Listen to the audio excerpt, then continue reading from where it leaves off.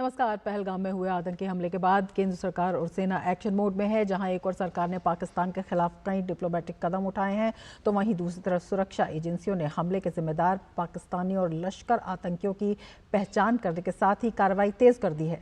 सुरक्षा बलों ने हमले में शामिल आतंकी आसिफ शेख और आदिल ठोकर, 2 आतंकवादियों के दक्षिण कश्मीर में स्थित मकान उड़ा दिए हैं।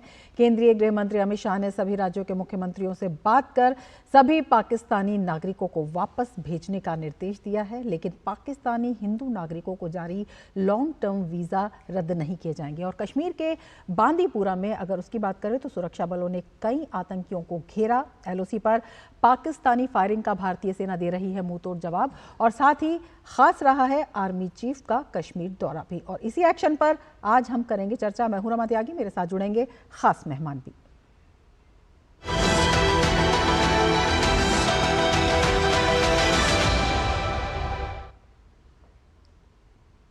तो चर्चा की शुरुआत करेंगे, लेकिन उससे पहले आपको दिखाते हैं कि कैसे कल देर रात त्राल में मिट्टी में मिला दिया गया लश्कर के आतंकवादी आसिफ अहमद शेख का घर।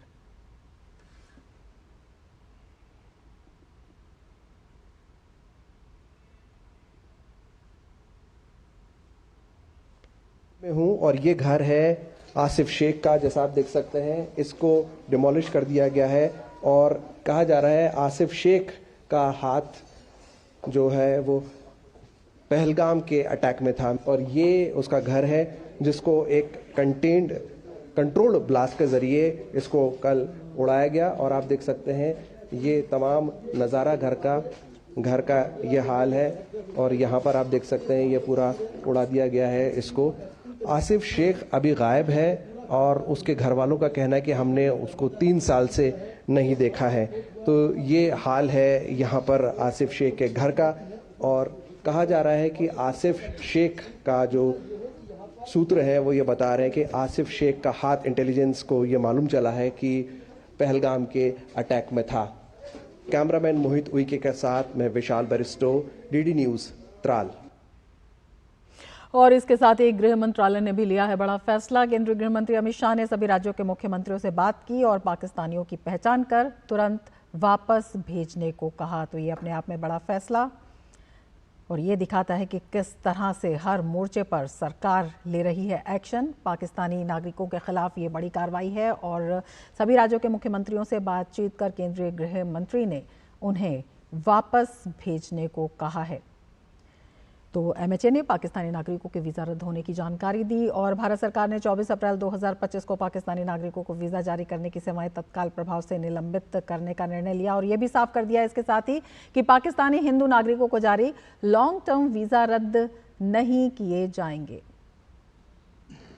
तो ये अपने आप में बड़ी जानकारी है, अहम जानकारी है। पाकिस्तानी हिंदू नागरिकों के जारी लॉन्ग टर्म वीज़ा रद्द नहीं होंगे, लेकिन जो पाकिस्तानी नागरिक हैं उन्हें वापस भेजा जाएगा देश के हर कोने से। और इसी बीच भारतीय सेना प्रमुख जनरल उपेंद्र द्विवेदी सुरक्षा स्थिति की समीक्षा करने के लिए श्रीनगर गए, वहां का दौरा किया और उन्होंने बीबी कैंटोनमेंट और विक्टर फोर्स में सेना कमांडरों से और जम्मू कश्मीर के डीजीपी से और उपराज्यपाल मनोज सिन्हा से भी मुलाकात की। तो उनका ये दौरा भी काफ़ी अहम माना जा रहा है। दिल्ली रवाना होने से पहले सेना प्रमुख ने उधमपुर में उत्तरी कमान का भी दौरा किया। सेना प्रमुख के इस दौरे को आतंक के खिलाफ निर्णायक कार्रवाई की दिशा में एक महत्वपूर्ण कदम माना जा रहा है।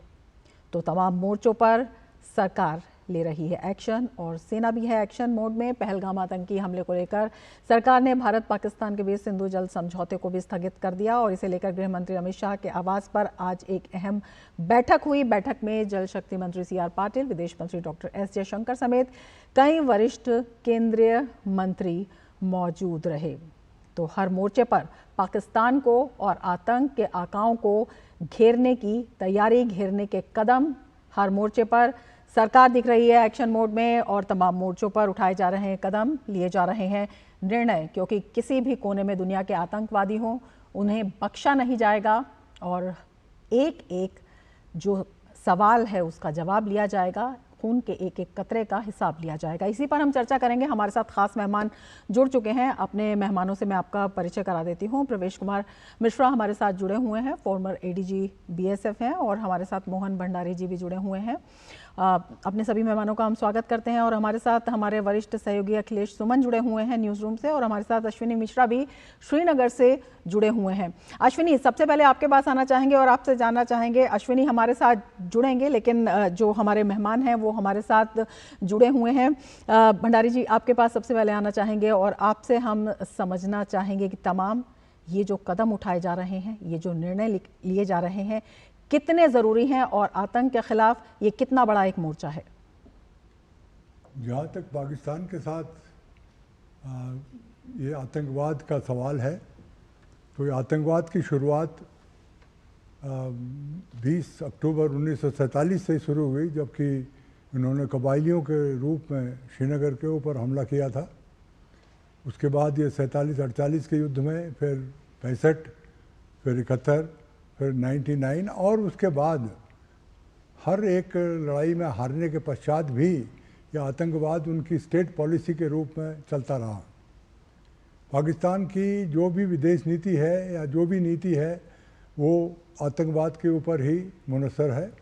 और ये जो अभी हाल में 2-3 चीज़ें हुई हैं वो देखने वाली हैं। ये जो हरकत हुई है उनकी, सबसे पहले ये उस समय हुई जबकि अमेरिका के वाइस प्रेसिडेंट भारत में थे। दूसरा, उनके चीफ आसिम मुनीर ने एक ऐसा भड़काऊ भाषण दिया। मैं तो समझ रहा था जब वो बात कर रहे थे कि खुद हाफिज सईद की पोजीशन तो नहीं ले ली उन्होंने, इतना भड़काऊ भाषण दिया उन्होंने। और वो डीजी वो खुद ही वहाँ पर ISI में थे। तो उसके बाद भी और काफ़ी कुछ चीज़ें ऐसी हुई जिसकी वजह से एकदम से ये आतंकवादी जो हैं बाहर के LET के जो धड़ा है, इन लोगों में उनको एक ऐसा किस्म का एक उत्साह मिला ये कार्रवाई करने के लिए। और उन्होंने ये जगह भी ऐसी जगह ढूंढी जहाँ की सुरक्षा बलों को पहुँचने में भी देरी हो, ताकि ज़्यादा से ज़्यादा नुकसान पहुँचाया जा सके। और जो अभी हमारे राष्ट्र ने कदम उठाए हैं, देखिए, जब हम कोई इस तरह के कदम उठाते हैं तो पहले तो मनोवैज्ञानिक होते हैं, दूसरे इसके बाद आपके राजनीतिक होते हैं, तीसरा डिप्लोमेटिक कूटनीतिक, और तीसरा जो मसल पावर। ये जो अभी तक के हमने एक्शन लिए हैं सरकार ने, वो ज़्यादा प्रतीकात्मक हैं, मतलब सिंबॉलिक हैं। और ये देखना होगा अभी, जैसे हमारे chief of army staff Srinagar में गए, उसके पहले आर्मी कमांड हेडक्वार्टर उधमपुर में गए, उनको ब्रीफिंग की, वो ज़मीनी हालत का जायज़ा लिया उन्होंने। तो इस तरह की कार्रवाई तमाम चीफ ने की होगी, जिस तरह से मेरा अनुभव है। ये उनका तो इसलिए क्योंकि कश्मीर में वैसे भी ये जाते रहते हैं। तो आर्मी, नेवी, एयरफोर्स, ये तीनों चीफ को टास्क मिला होगा और ये आपसी में अभी बैठ के बातचीत करेंगे। और चौथी जो चीज़ है, जो मैंने आपको बताया असली इम्पोर्टेंट चीज़ है, वो है मसल पार। भारत की मसल पार का जो ज़मीन में पाकिस्तान को जवाब मिलेगा, वो कब मिलेगा, कैसे मिलेगा और किस स्वरूप में मिलेगा, ये आपको थोड़े दिनों में देखने को मिलेगा। बिल्कुल। प्रवेश कुमार मिश्रा जी भी हमारे साथ जुड़े हुए हैं, आपके पास आना चाहेंगे सर, और आपसे जानना चाहेंगे, जिस तरह से भंडारी जी ने कहा कि जो मसल पार है उसकी मजबूती और वो देखने को लगातार मिलती रही है और वो मिलेगी भी, किस तरह से चारों तरफ से एक मजबूत जो है किलाबंदी जिसे हम कह सकते हैं वो की जा रही है, और जो पाकिस्तान में इसकी खलबली देखने को मिल रही है, खलबली जो वहाँ पर मची हुई है, उसे आप किस तरह से देख रहे हैं? देखिए, मैं क्लियरली बताना चाहता हूँ, पाकिस्तान में तो खलबली मचेगा ही मचेगा, क्योंकि ये जो इंसिडेंट हुआ इसमें जो पता लगा, आप तो अभी देखेंगे, आज सुबह जो है आसिफ और आदिल दोनों का घर बिल्कुल आईडी में उड़ा दिया गया, क्योंकि हमें पता लगा ये स्लीपर सेल्स कौन कौन थे। आज सुबह से जो है हम पाकिस्तान के साथ जो करने चाहते हैं उसको तो बाद में बताऊंगा। अभी जो है पहलगाम में और कश्मीर में जितने उनके जमातुल दावा, लश्कर तोयबा, टीआरएफ और जैश मोहम्मद का जो स्लीपर सेल थे, उनको सबको ढूंढा जा रहा है। फील्ड इंटेलिजेंस कलेक्ट कर रहे हैं और जे.एंड.के पुलिस और पैरामिलिट्री फोर्सेस और आर्मी मिलकर के सख्त कर्डन एंड सर्च ऑपरेशन जारी किए गए हैं। और जितने हमको मिलेगा, जैसे आज काफी मिले हैं, इन सबको पकड़ा जाएगा। मैं क्लियरली बताना चाहता हूं, ये जो मिलिटेंट्स हैं पाकिस्तान से आ रहे हैं, उनसे ज्यादा खतरनाक है जो हमारे देश में स्लीपर सेल्स है, जो उनके साथ मिलकर काम करते हैं। We have to be very careful for this person. और यही काम शुरू हुआ है। और कल रात से पाकिस्तान अपने पोस्ट के ऊपर अपने एरिया में रात भर फायरिंग किया है। कश्मीर में भी फायर किए हैं और जम्मू में भी फायर किए हैं।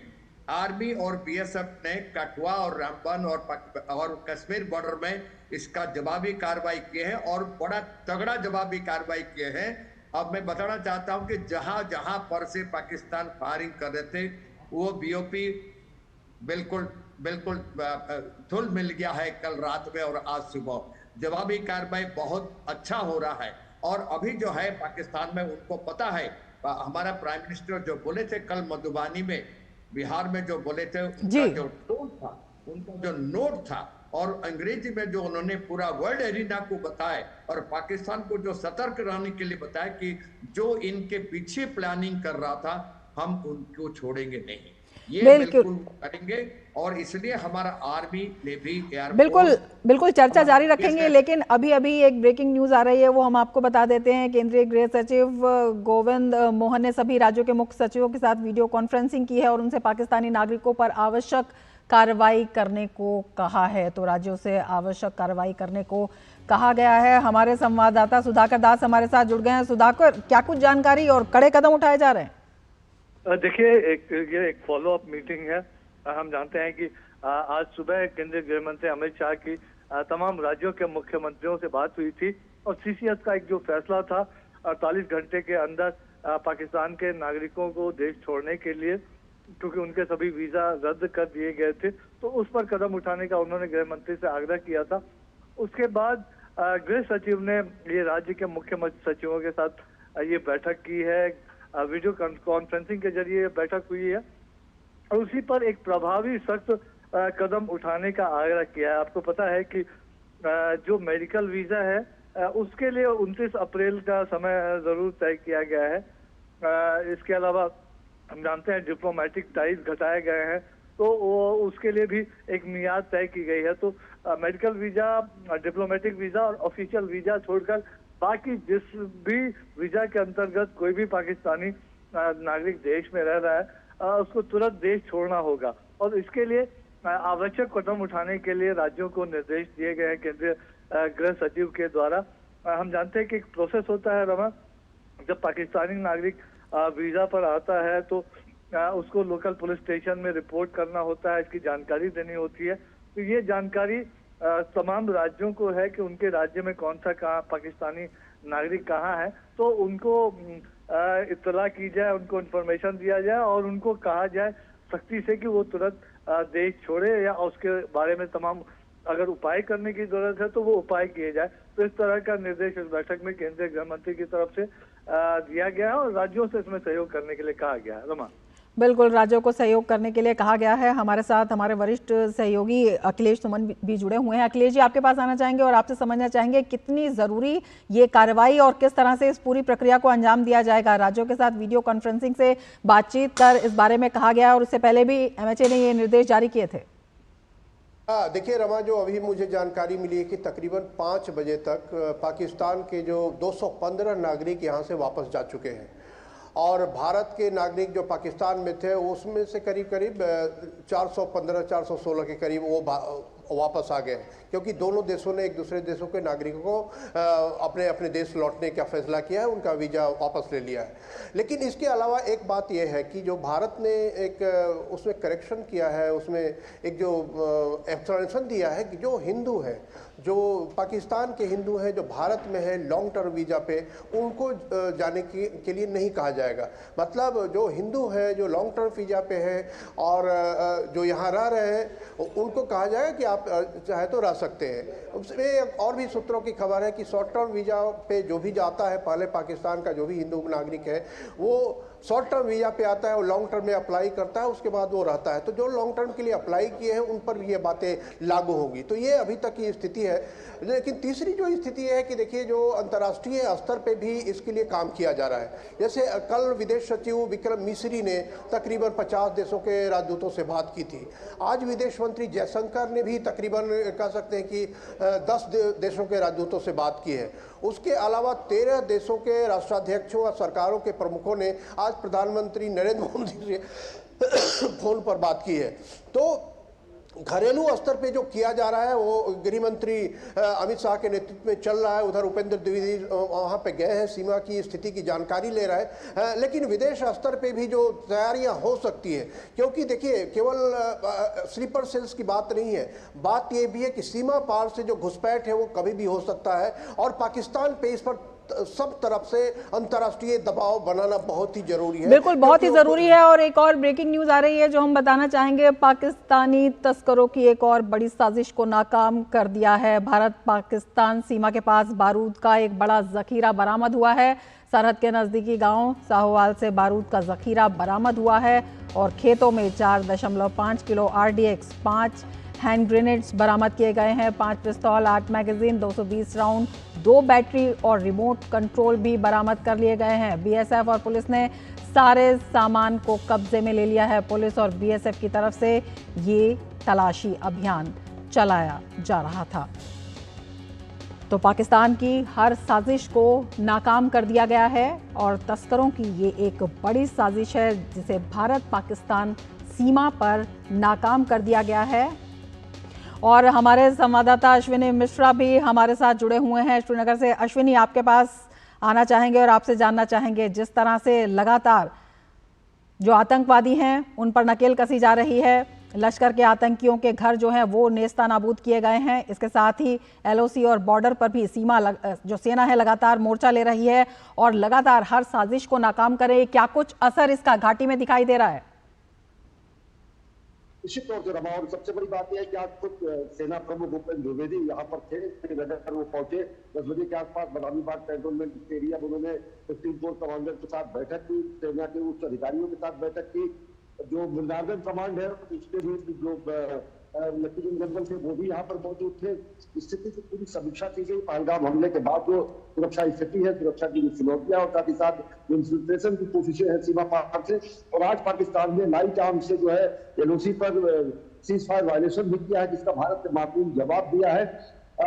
पूरी तरीके से कई सारी चौकियों को जो आउटपोस्ट चौकी छोटी बाग आउटपोस्ट जो होती है उनको पाकिस्तान को नुकसान पहुंचा है। पाकिस्तान ने जो ये सीज फायर वायलेशन किया है पोको के जरिए नहीं किया है, नाइट आर्म के जरिए किया गया, लेकिन भारत ने माकूल जवाब दिया है। इसको इस क्रम में देखा जा सकता है कि पहलगाम हमले के बाद खुद केंद्रीय गृह मंत्री का यहाँ का दौरा, उसके बाद रक्षा मंत्री ने उनको से मुलाकात की, स्थिति को समझा और उन्हीं के निर्देश पर आज सेनाध्यक्ष का यहाँ पर पहुंचा, यहाँ पर सुरक्षा स्थिति का जायजा लेता, समीक्षा करता। उसके बाद उन्होंने मुलाकात की LG से और साथ ही साथ यहाँ के DGP कश्मीर से उन्होंने मुलाकात की, जम्मू कश्मीर के DGP से। यानी कि सेना का जो सेना और पुलिस का जो कोऑर्डिनेशन के साथ सभी बलों के साथ ऑपरेशन चल रहे हैं, जिनमें सुबह से ही 10 बजे के पहले से एक एनकाउंटर बांदीपुरा इलाके में चल रहा था। सबसे खबर की आ रही थी LOC का एक बड़ा एरिया कमांडर माना जाने वाला अल्ताफ जो है वो घेर किया जा चुका है। एनकाउंटर अभी भी लगातार जारी है। पिछले 2-3 दिनों में अगर आप देखें तो जो एनकाउंटर की घटना है उसमें 2 से 3 आतंकवादी न्यूट्रलाइज किए जा चुके हैं।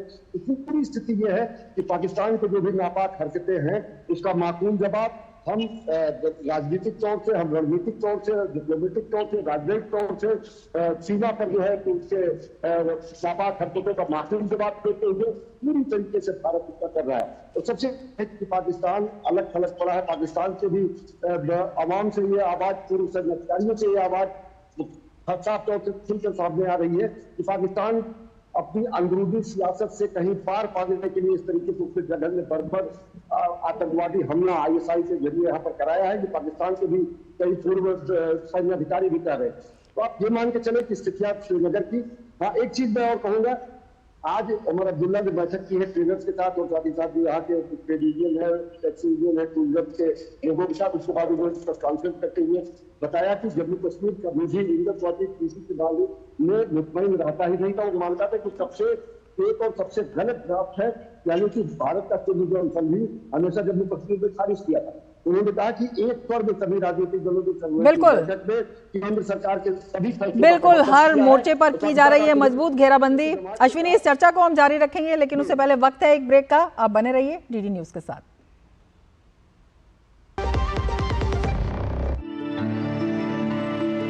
Nothing else refreshes me more than a good cup of Assam tea. It's a magical beverage. 200 glorious years of Assam tea. The saga will continue for many more centuries to come.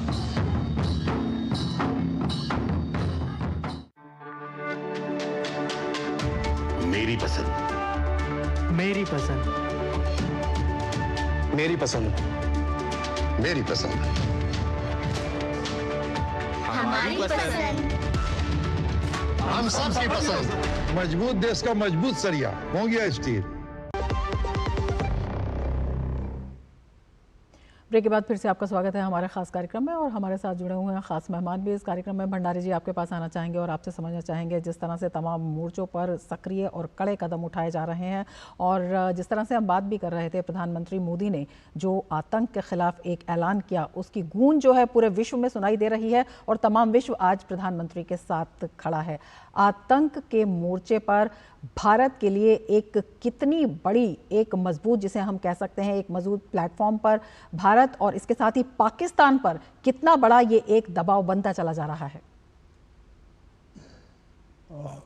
जहाँ तक मैं समझता हूँ इस बात को, ये हमने तब भी देखा था जबकि 65 की लड़ाई में पाकिस्तान ने इसी किस्म का कदम उठाया था और उसमें फेल हो गया था। उसके बाद लड़ाई शुरू हुई, उसके बाद 71 में और 99 कारगिल में भी उसने यही दुनिया को बताने की कोशिश की थी कि पहाड़ों में जो पहले पहले आदमी आए थे वो लोकल थे, यानी कि स्टेज एक्टर्स थे।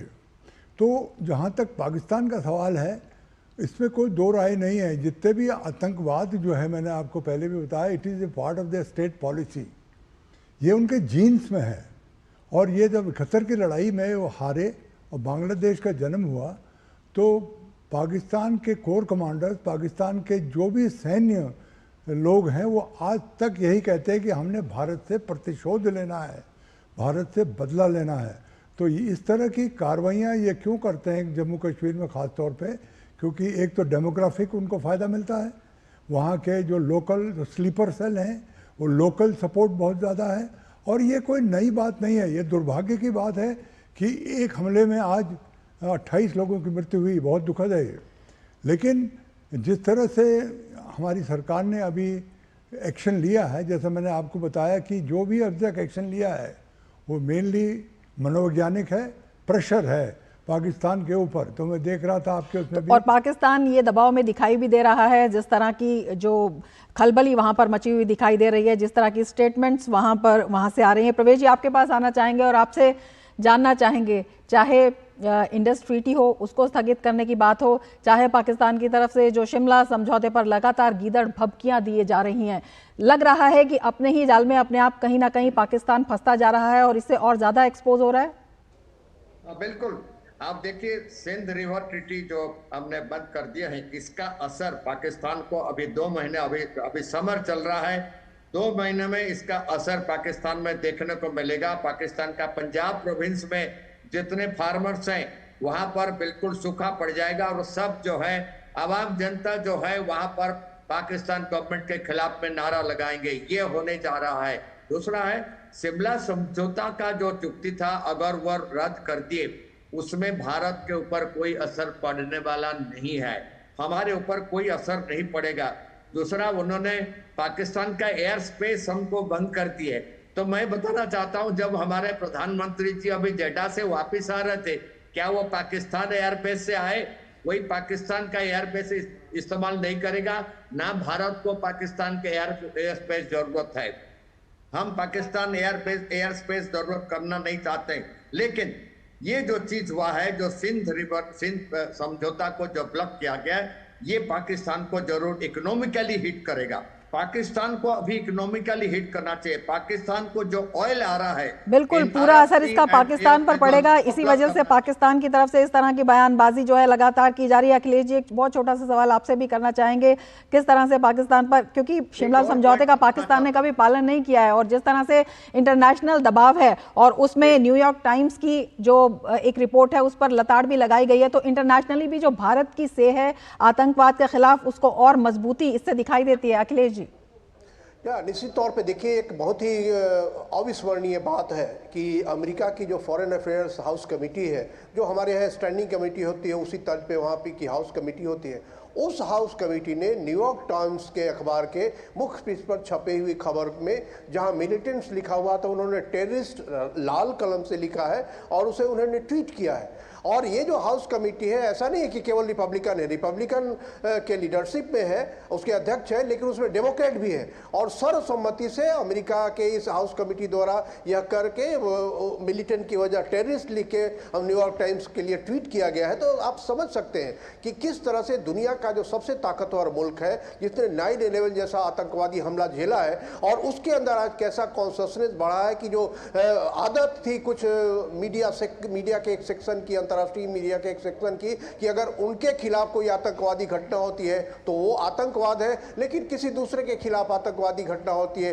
तो वो आतंकवाद नहीं है, मिलिटेंट है, वो लड़ाके हैं, वो गनमैन है। तो इस धारणा को दूर करने के लिए और मीडिया के अंदर भी एक कॉन्शसनेस बढ़ाने के लिए हाउस कमेटी ने ये किया है। उसके अलावा देखिए, दुनिया के तमाम अखबारों ने, मीडिया ने भी कल जो प्रधानमंत्री नरेंद्र मोदी ने जो ऐलान किया है, उस ऐलान को काफ़ी प्रमुखता से छापा है। तो मीडिया का भी रोल एक कह सकते हैं कि एक भूमिका बदल रही है, दिखती हुई बदल रही है कि आतंकवाद के खिलाफ जो माहौल बना है, और खास करके पहलगांव में जिस तरह की घटना हुई, जिसमें कि शांति प्रिय लोगों को, टूरिस्ट जो कह सकते हैं सैलानी के रूप में गए थे सैर करने, उसी की तुलना आज वहाँ हो रही है जैसे इजराइल में जो म्यूजिक इवेंट पे एक हमला। बिल्कुल जो है इसका असर जो है चौतरफा दिखाई दे रहा है और इसीलिए लगातार कदम उठाए जा रहे हैं जिससे आतंकवाद को जो ऐलान किया है कि बख्शा नहीं जाएगा और पाकिस्तान को दिया जाएगा करारा जवाब। और इसी के लिए ये जो तमाम कदम है, ये जो घेराबंदी है अपने आप में हो जाती है काफ़ी महत्वपूर्ण। प्रवेश जी आपका, भंडारी जी आपका, अखिलेश जी आपका और अश्विनी आपका बहुत शुक्रिया हमसे जुड़ने के लिए और इतनी महत्वपूर्ण जानकारी हमारे साथ साझा करने के लिए। इसके साथ ही चर्चा में फिलहाल इतना ही, दीजिए इजाज़त, नमस्कार।